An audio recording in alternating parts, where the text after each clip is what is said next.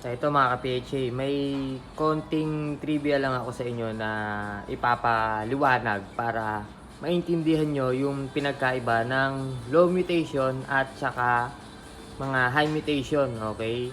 Bakit nga ba tinawag silang high mutation? Okay, ganito yon para maintindihan nyo. Okay, so ito ngayon makikita nyo, ito nga pala yung bean cage ni PHA na 12 liters. Okay, makikita nyo bakit kaya tagpi-tagpi na lang.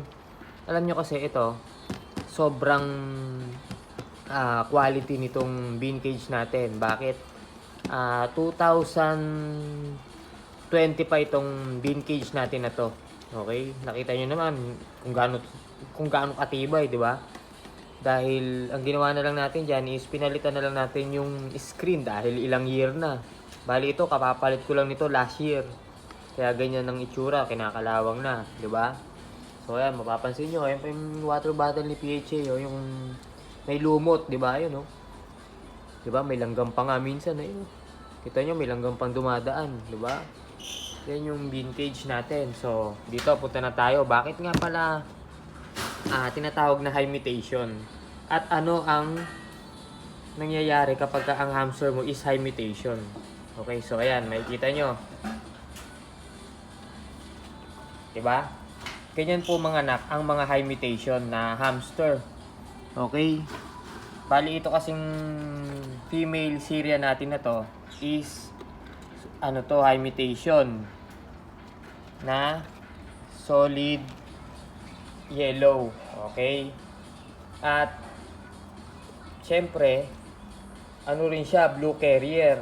Ngayon, ang mga high mutation po, pag nanganak yan, nanganganak yan 5-6 na piraso. Pero kung mapapansin nyo, yung anak niya is 3 lang. Okay? Kasi ganito yan, ang mga high mutation na hamster, hindi po talaga makakabuhay o sabihin nating 100% na lahat ng inilabas niyang anak na halimbawa 6 pieces o 7 to 8 pieces, ganyan. Mabubuhay lang dito is katulad niyan, 3, 2, o 1. Swerte ka na kapag yung mga inilabas niya is mabubuhay niya lahat. Pero sa tinagal-tagal ko na nagbi-breed ng mga hamster, lalo na pagdating sa mga high mutation, hindi nila kayang buhayin lahat nung inilalabas nila. Okay? May hina yung mga nito, resistensya. Pero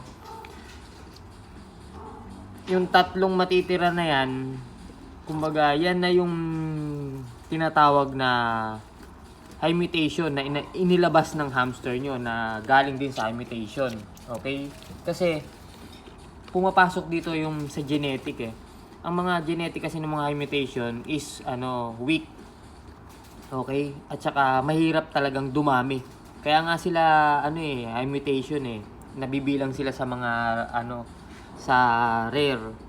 Okay? Yung mga rare mutation kasi talagang may hinang dumami. Kaya nga tinawag silang rare. Okay? Yung iba kasi, porkit sinabing rare, katulad ng Roborovsky Blue, gusto nila kagad kapag nanganak yung binili nila, lalabas na kagad yung rare na blue. Walang ganun. Wala pong ganun. Bumabase po kasi tayo sa mutation. Okay? Sa mga genetic.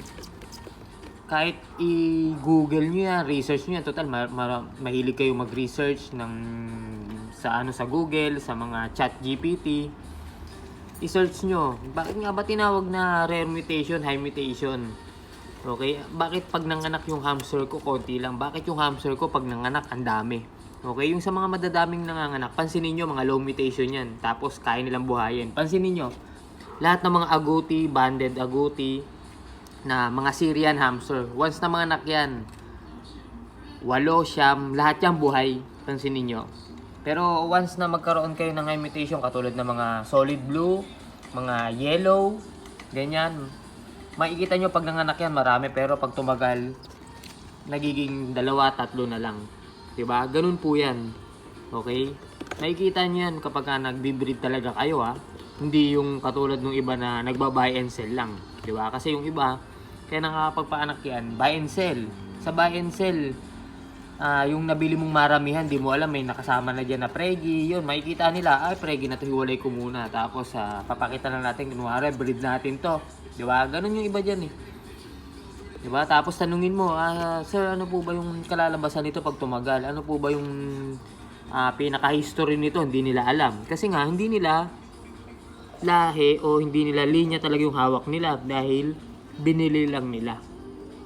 Okay? Ganun yan. Ganun yung mga Syrian natin. Kaya dapat matuto kayong pumili rin. Hindi lang basta bumibili kayo, kumukuha kayo sa akala nyo, breeder na, ganyan. Hindi alam paliwanag yung mga ID. Kasi kaya hindi nila alam dahil nga yun baguhan lang sila eh.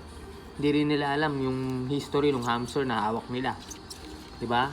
Sa atin kapag kumuha ka, talagang sasabihin ko sa'yo kung ano yung mga inilalabas ng mga nakuha mo. Diba? Yun lang. Yun lang yung gusto kong ipaliwanag ngayon sa video natin na to. Kung bakit ang mga high mutation ay konti lang ang nagiging anak. Okay?